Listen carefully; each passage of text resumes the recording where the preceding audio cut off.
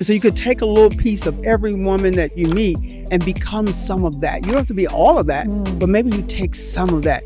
And I wanted to be a piece of my mother who had determination because she had 11 children. I wanted to be a piece of one of my older sisters. She was super intelligent. So being the youngest girl, I was able to take a piece of all of them and become the woman I am today. Even when you are the only in the room, there's power in being the only. There is power in being the only. You're going to be the only woman. You're going to be the only Black. You're going to be the only veteran. It is what you do in the moment that you realize that you're in a position of the only. And only comes with an incredible amount of power. It's called this, ROC, resources, opportunities, and connections.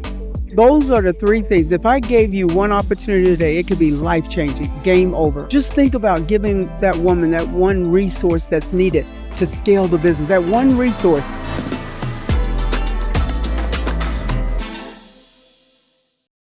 Hey, Money Movers. Welcome to another episode of Her Money Moves. And we are here filming live from the WPO Entrepreneurial Excellence Forum in Colorado Springs, Colorado. And today we're joined by a very special guest. She is a huge powerhouse in cybersecurity and entrepreneurship, a retired senior non-commissioned officer.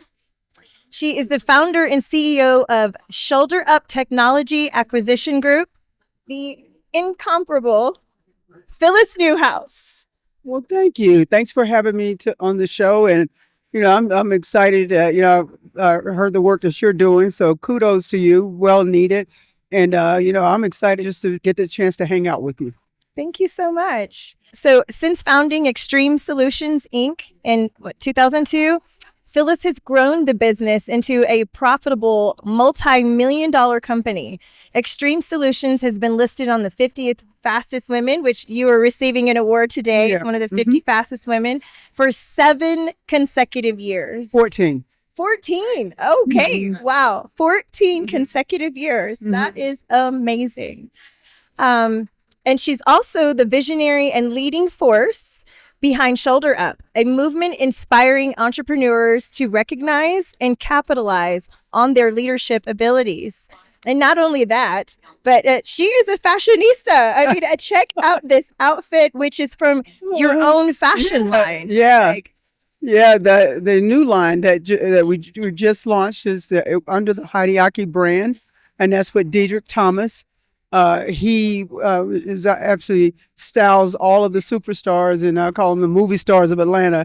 And he and I did a collaboration together and decided to do a line called the Boss Lady brand.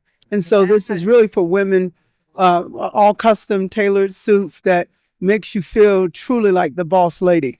And so we're hoping that even for younger women that wearing the clothes will empower them. So it's really like an empowerment line that we're doing. Oh my goodness. When you walk into the room, I mean, heads just turn. Well, that's what we want. That's what we hope that people will feel like in the clothes. But thank you. Well, I can't wait to try out because, I also love and fashion. you are bringing it too.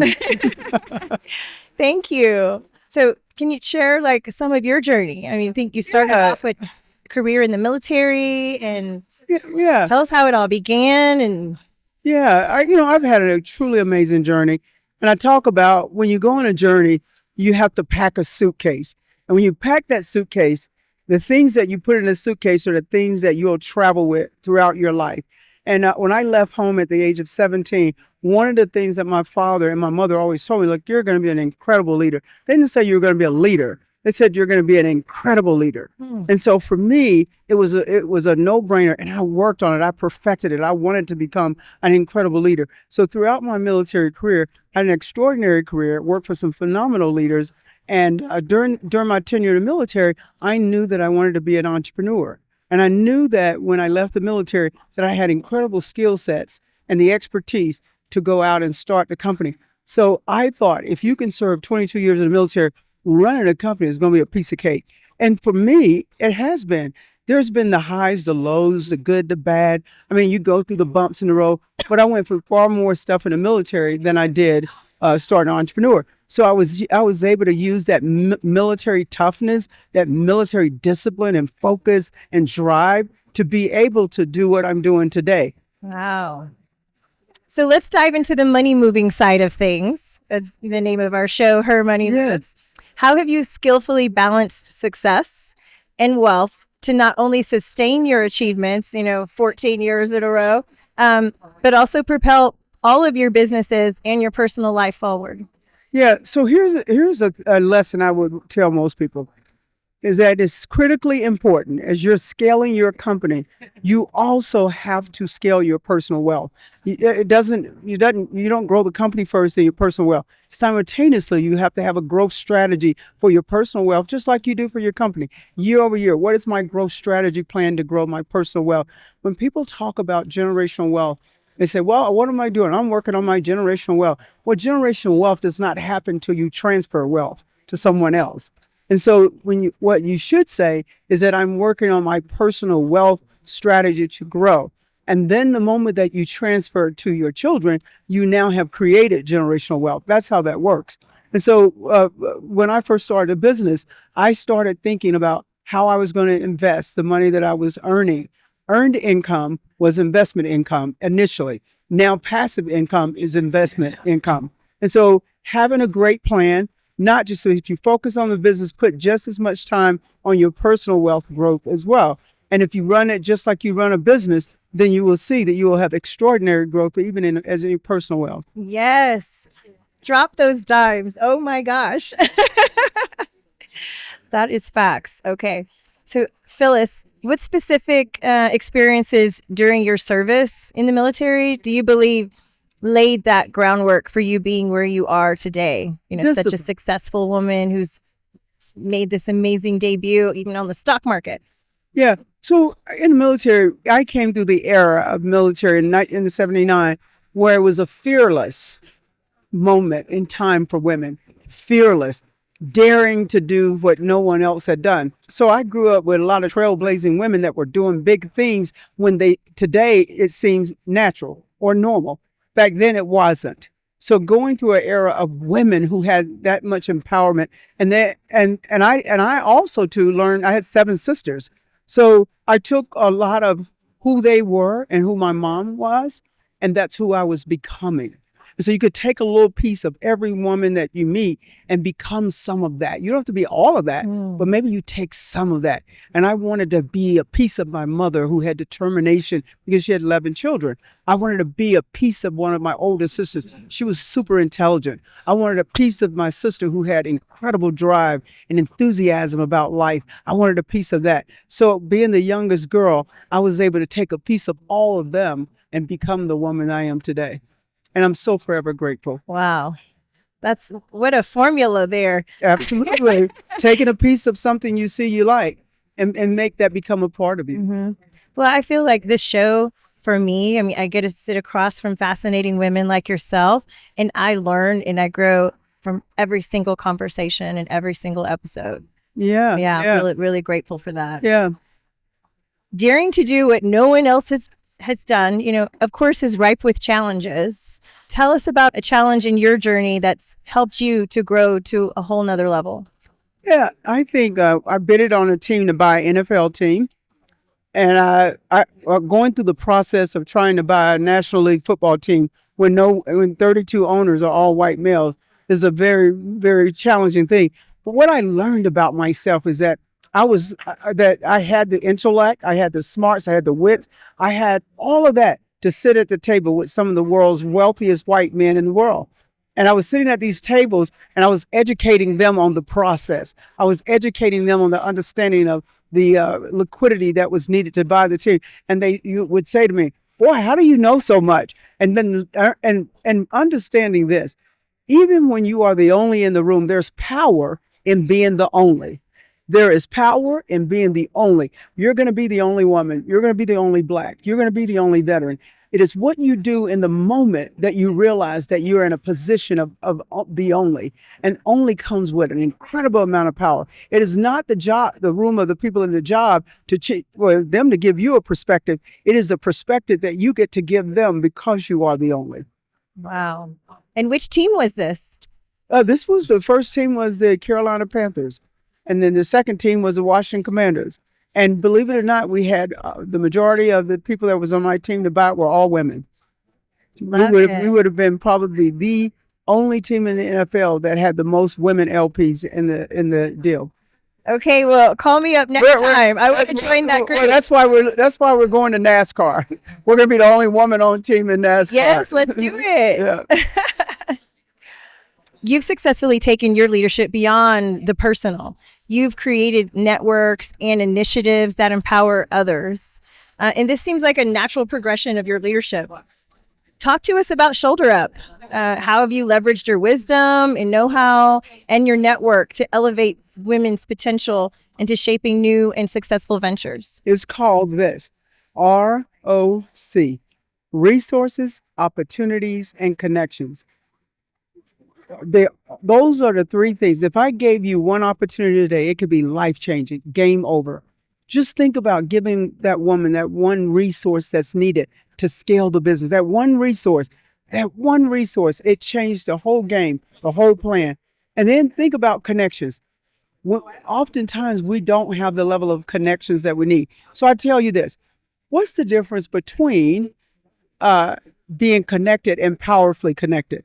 I say everybody is connected, but I know that I'm powerfully connected. And powerfully connected means that you have such an incredible network that when you pick that phone up, it is an actionable call. That's a powerful network. That's the network you should aspire to have. Having a network that can change the lives of other people. So I pick up the phone, I can call a celebrity, I can call a professional sports person, and they're going to take my call. When they know if Phyllis is calling, I'm asking. And I'm asking not for myself, but I'm asking because it's going to impact the lives of other people. And how can they tell me no? That's a powerful network. Yes, it is. So tell us about ShoulderUp. So ShoulderUp was started by Viola Davis and I. And ShoulderUp is about using your economic power and your social impact to create change in the lives of other women. Sometimes you can have all the money in the room and you can't change a thing. Or sometimes you got the biggest mouth and nobody's hearing you.